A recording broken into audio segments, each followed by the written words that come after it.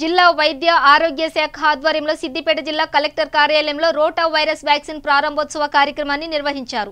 ఈ కార్యక్రమంలో జిల్లా జెడ్పీ చైర్మన్ రోజా శర్మ, కలెక్టర్ వెంకటరామిరెడ్డిలు, వైద్య శాఖ అధికారులు పాల్గొని కలెక్టర్, జెడ్పీ చైర్మన్లు శిశువులకు రోటా వైరస్ వ్యాక్సిన్ చుక్కలు వేశారు. ఈ సందర్భంగా ఆయన మాట్లాడుతూ వైద్య శాఖ అధికారులు రోటా వైరస్ వ్యాక్సిన్ గురించి అవగాహన కల్పించారు.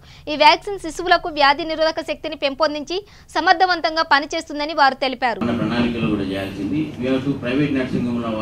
Each and every baby that is now being born, till this program is getting over, and continuation lo kuda manam reach out kavali, ee vaccination ivali. So meer cheppinattuga ipudu ee vaccination ki unna importance entante lifelong protection against rotavirus. So rotavirus is the main cause of hospitalization in the country, and it is a national requirement for us. Since it is a national requirement for us and state requirement for us, our priorities బాగా ఉండాలి. మనం అందరం కూడా staff నర్సుల కానించి మీరు ANMs కానించి పూర్తి స్థాయిలో దీన్ని అర్థం చేసుకొని దీని ఇంప్లిమెంటేషన్లో పూర్తి స్థాయిలో సక్సెస్ఫుల్